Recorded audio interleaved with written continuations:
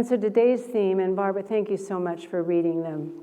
That beautiful, Barbara and I know with the magic that Rumi has for us, his words are so deep, but that beautiful reading when he said, I have 100 illnesses, can you hone them down to one? Yeah. The biggest illness we have is our separation from God, our separation from good, our separation from love, and our separation from each other. So my call to all of us today is to be a healing presence. So that was the topic. But what I do often is I go across my bookshelf, pick a book, open it up and see what it says. And this is the Book of Soul, and it's 52 Paths to Living What Matters by Mark Nepo. And I had a person, talking to a person today, or not today, this week, and she was saying, you know, my life is so much better because I have Jesus in my heart. And I thought, oh, that's really nice. I have Jesus in my heart. I have Mark Nepo in my heart. I have Rumi in my heart. I have Brené Brown in my heart. I have Pema Chodron in my heart. My heart is so full of all the people that on my mind that help me learn how to live a better life and remind me of what's true and right.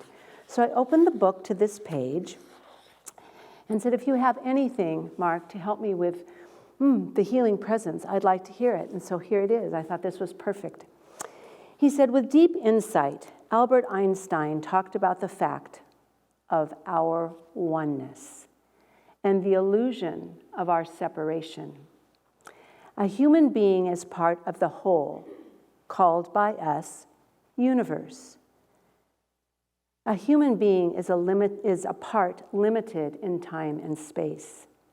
We experience ourselves, our thoughts, feelings, as something separate from the rest, a kind of optical delusion of our consciousness. This delusion is a kind of prison for us, restricting personal desires into affection for a few persons nearest to us. Our task, our individual and collective task, must be to free ourselves from this prison by widening our circle of compassion. By widening our circle of compassion to embrace all living creatures and the whole of nature in all its beauty.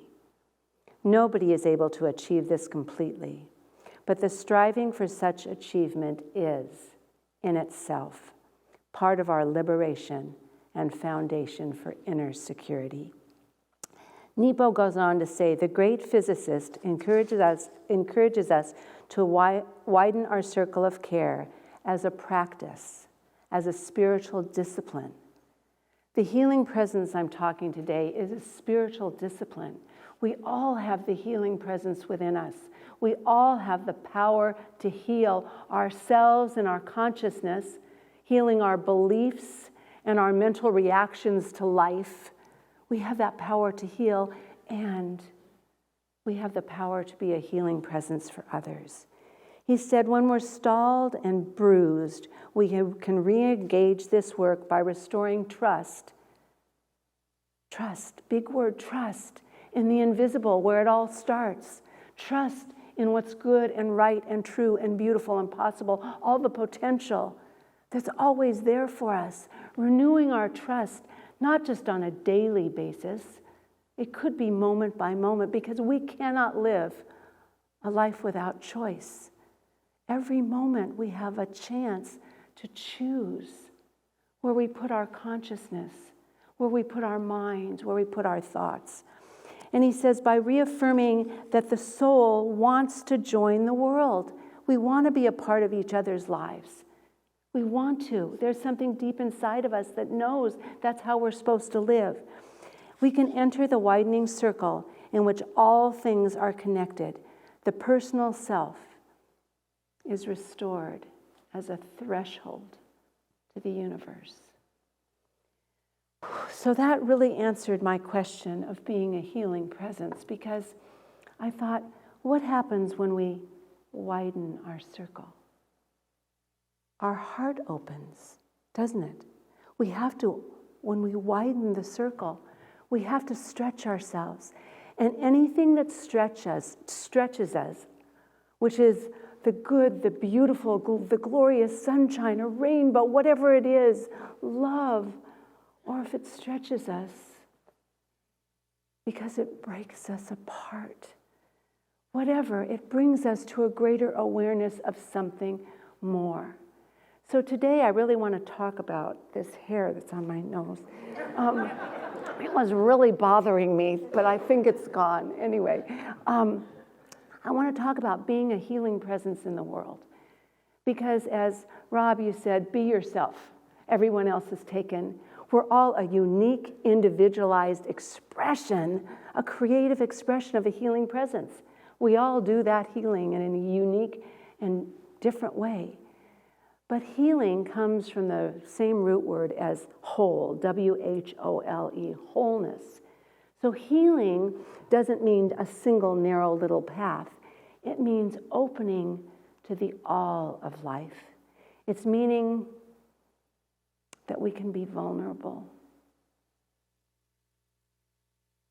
Accept the places we're broken. And also tap into that beautiful potential within us. The beautiful healing presence that's in all of us.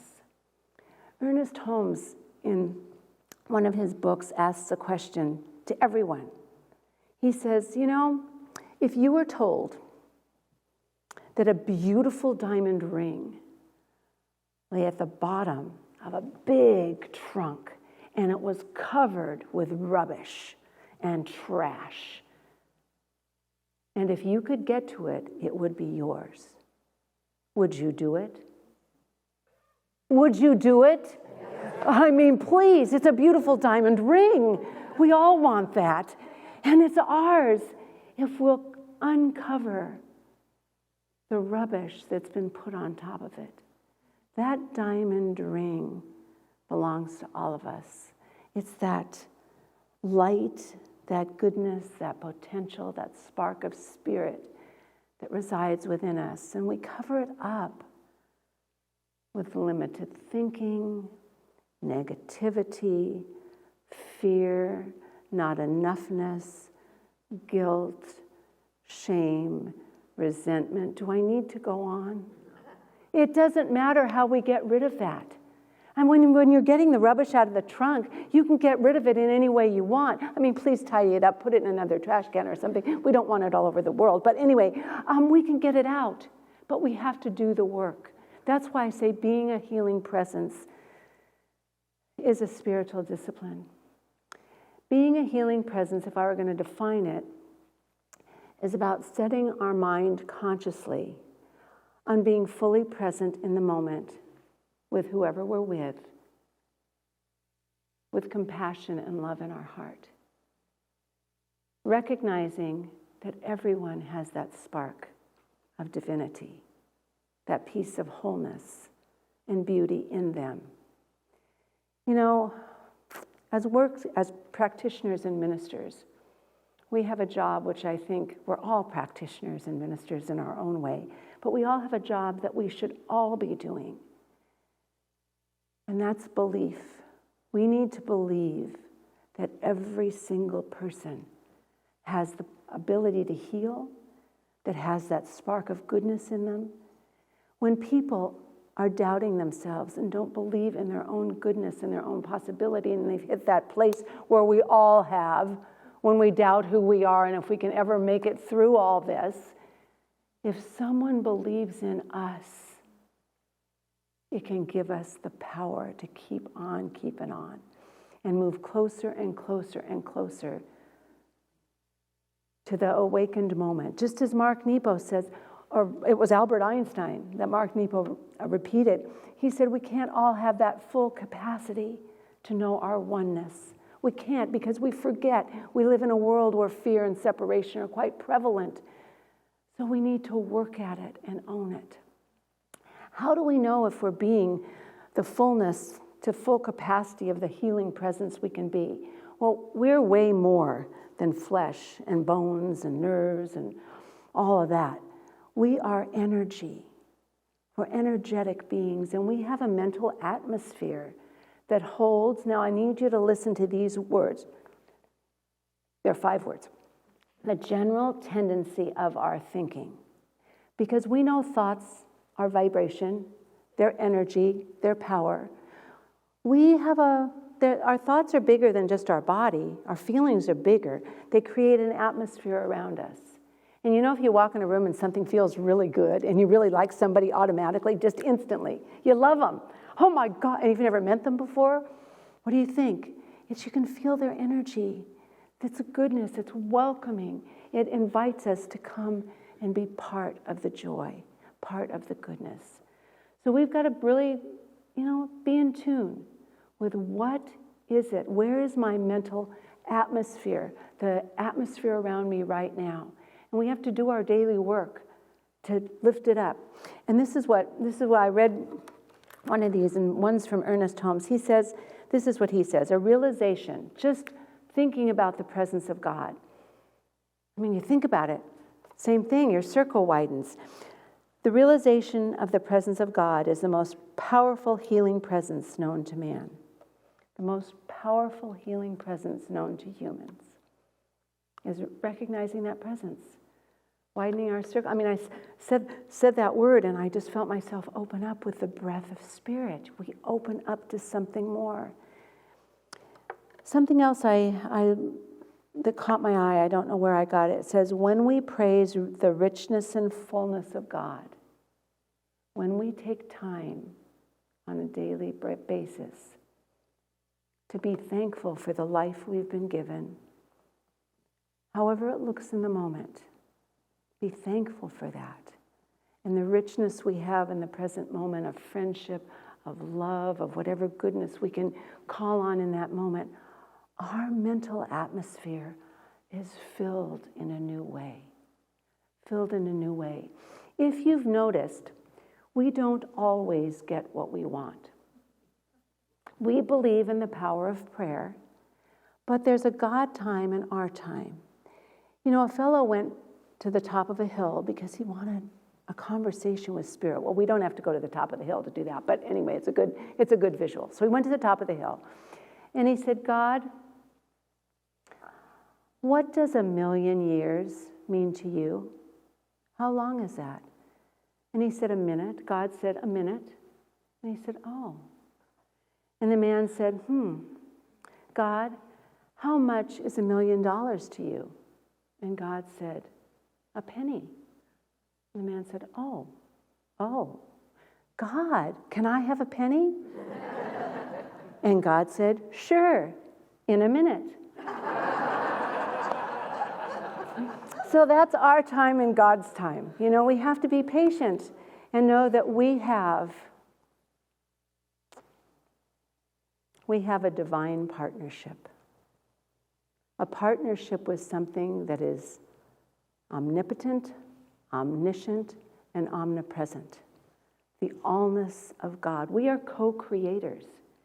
God is everywhere present all the time and doesn't make a secret of it.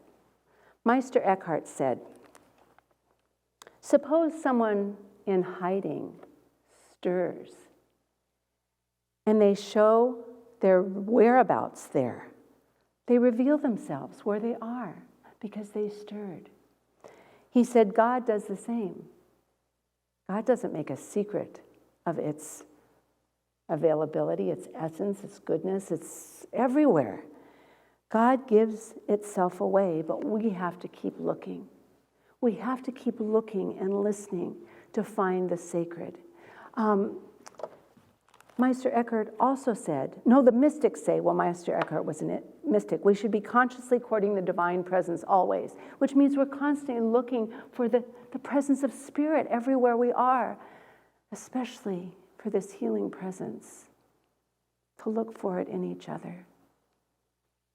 Sometimes we can be the presence, we can be that healing energy and believe in someone when they're there and they forgot who they are.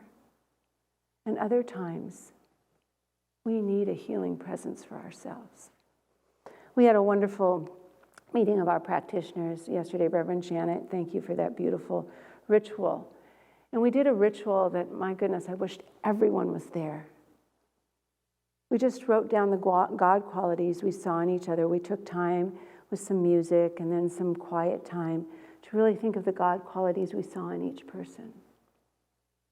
And then we got to put them in one of Mary Vavrick's very special chairs, very special she'd had with her husband, and it was beautiful.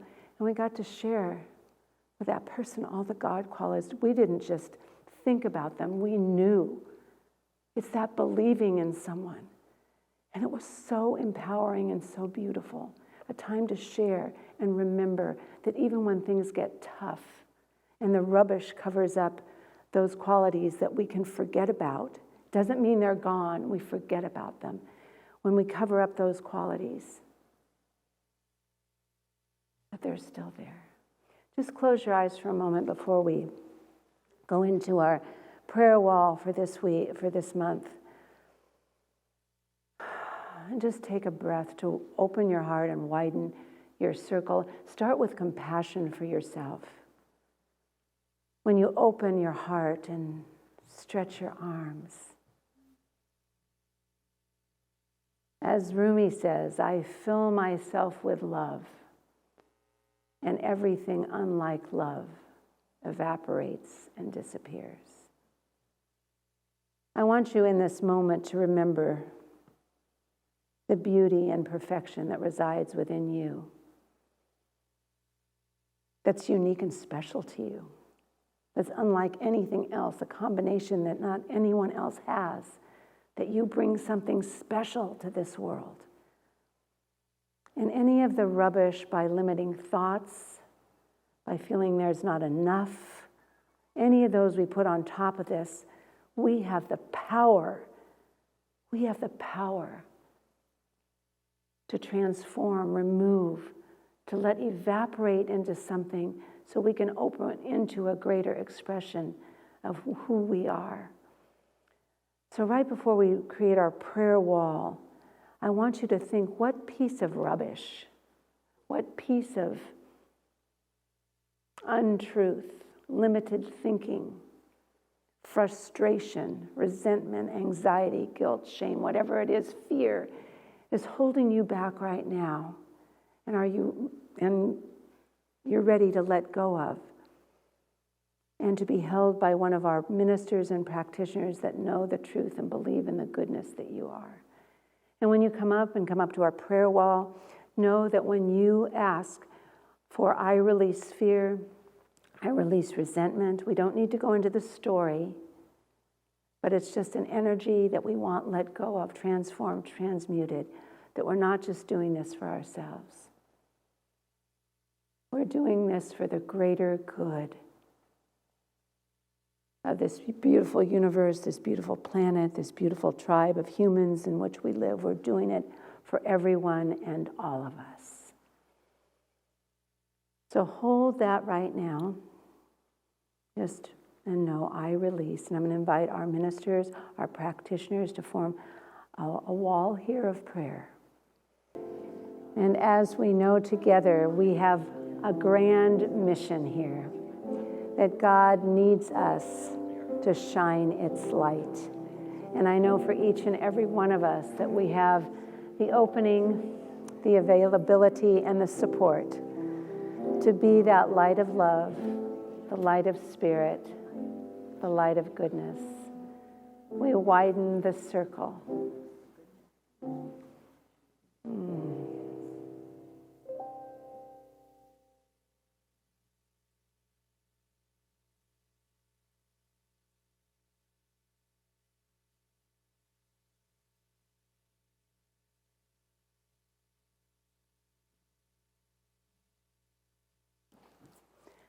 Thank you for being here today. And can I know, as we leave, there's a new light, a new healing presence that shines in the world today. And we're part of that energy and part of that goodness. We make a difference. And can we just seal this whole energy of this morning and close our prayer today by releasing it to the infinite mind of goodness that only knows to say yes. And we seal it by saying, and so it is. God bless you all, and amen.